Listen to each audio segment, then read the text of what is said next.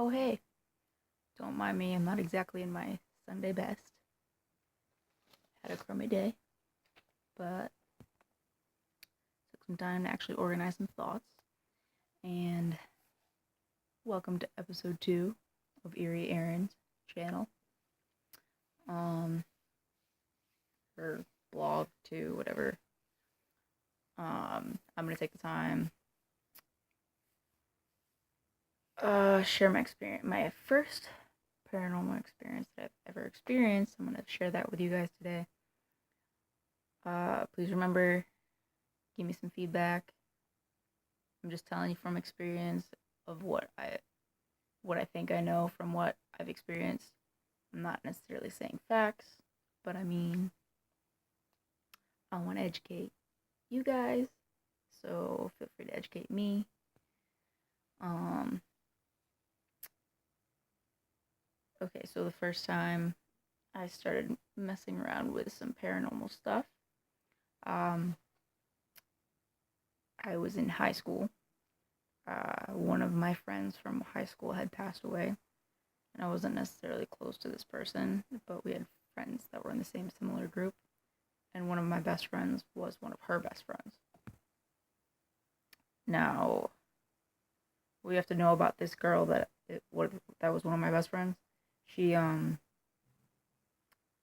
she grew up in a house that was down the road from a scary house, like a haunted house, and we later found out that a little girl did die in that house, and for some reason, my best friend, she had some kind of connection with this little girl, and growing up she had some experiences with like sleepwalking and hearing, and her being a little girl herself and speaking to this other little girl. So but it was just kind of some kind of weird connection that she had with this little girl. It wasn't necessarily like I don't know, it was kind of freaky. And we all kind of was like, yeah, all right, sure. But then she would literally wake up screaming sometimes. Like her mom, I remember sleeping over there and her like waking up, freaking out, and it's definitely different. But I mean, back to the story. Um, so a few months had passed.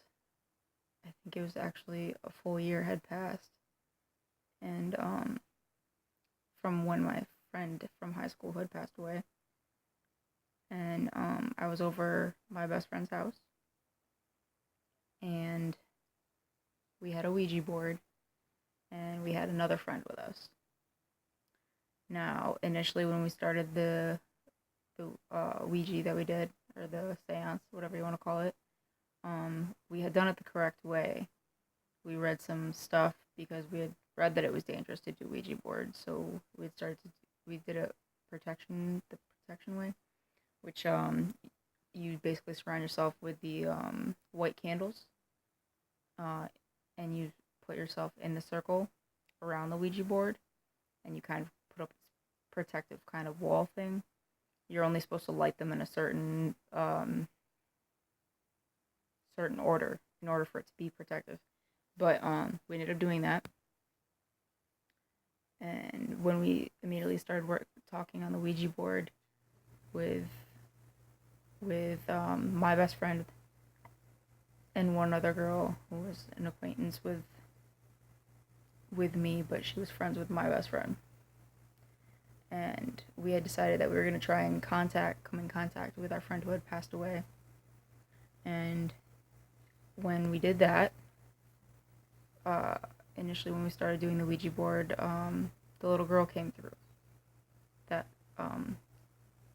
my best friend had been communicating with, because we were actually at her house when we were doing this, and she had come through, and she was timid.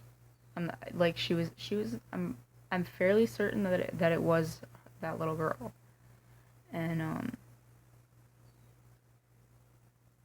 the way we asked her if she could go get our friend for us, and it was really, she was like, oh yeah, I'll go look for her, and it's like it was weird. It was like she could just be like pop her head up into heaven and be like, "Hey, this person's looking for you." It was kind of really weird. But after speaking with her for probably about, from what I remember, this is like about 10 years ago, for, after her searching, like we talked for a little bit because I was fascinated to learn about this little girl and stuff. But the little girl went and actually got her, and when we finally did get her on the Ouija board, the little girl kind of like stepped to the side almost, and our friend came through, and my best friend at the time, she was in the circle, and then as soon as she did come through, she jumped out of the circle because she was just so emotionally distraught about the whole situation.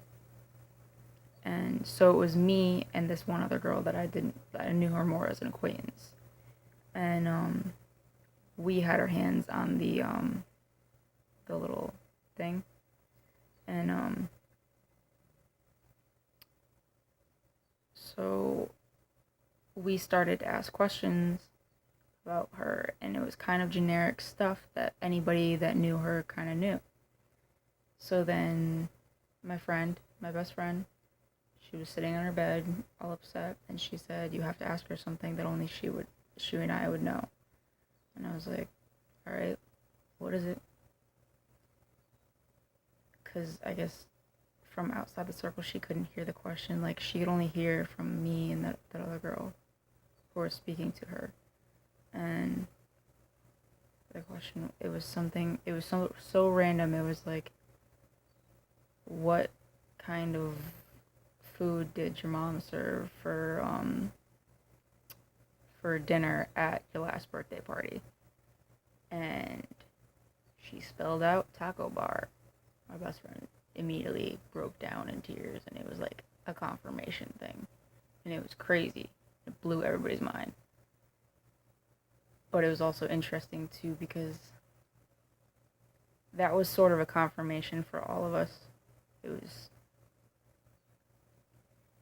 a big confirmation for us. I know it sounds ridiculous, but it was. And it was interesting talking to her because the way she was speaking as it like she was talking to us about how she had found a boyfriend on the other side and how she was really into this guy, and it was like she started living another life when she was there. Like, she was like, "I'm okay, you guys, don't be sad." And it was like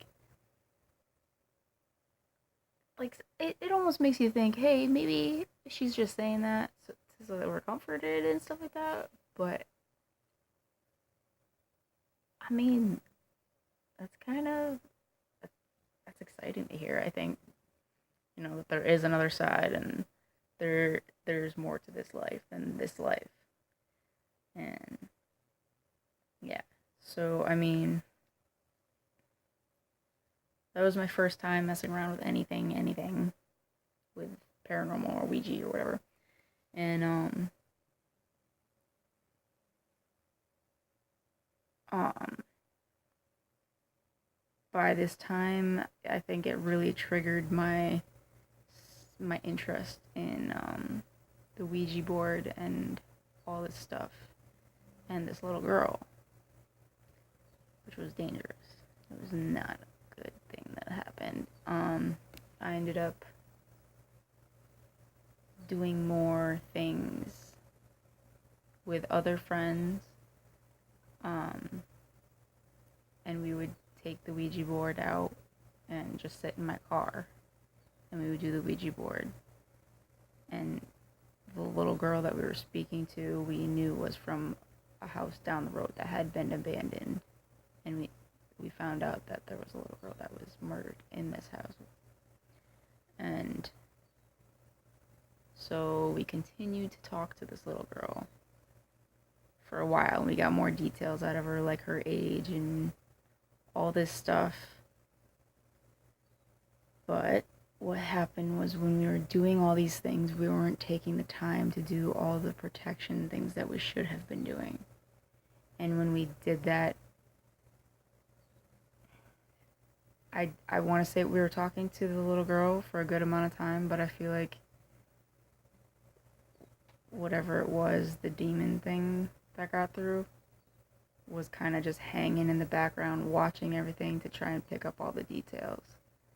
But there was one small detail that we ended up picking up on, and we soon figured out that it wasn't all this good little girl. It was a misspelling of the name. It was like two different spellings of this one certain name. And I'm sorry, I'm not gonna say the name for the sake of I'm not giving no power nowhere. Sorry. I explained that a little bit in the last video. The more if you say a demon's name, you kind of give it power. Even me referring to it as it right now, it's probably waiting for me to just, hey, just say it. You know you want to say it. It's kind of like, and it's poking at me. I know it. I could feel it. But I'm not going to do it. So then there was like these two different spellings of this name. And we knew which one was the little girl and which one was this demon. But we didn't let on that we knew that. And at that point, I had a good amount of friends that it was probably a rotation of about 4 different friends that I had helping me with, not helping me, but just kind of like doing stuff with me with the Ouija board and all that stuff and seances, and we got pretty heavy into this stuff. And it was like, hey, we're not doing anything in it tonight. Hey, you want to go have a seance? Yeah, let's go talk to some dead people. What? Don't do that. What? Guys, don't do that. Please don't do that. I mean, if you want to, like, go in, get into it, and learn about things, and, like, have your own experiences, have your own experiences. Don't use a Ouija board, please. It's not worth it. There's so many ways that you can be tricked. That you can put up all these protection things. I've tried in my later years putting up these protection things, and they don't work anymore because I don't know why, honestly, but just don't do it. Ouija boards are not safe. They open up doors. You're opening, like, you're doing patterns on the board with the thing. You don't even realize you're opening doors. You're opening doors and you're letting things in. Don't even realize. Be safe, guys. Just know how to get rid of a board. You have to burn it in a public spot in order to get rid of a board or a piece of paper. Even if you mimic a board and write it on a piece of paper, go burn that piece of paper out in a little trash bin, out in the snow or something. Be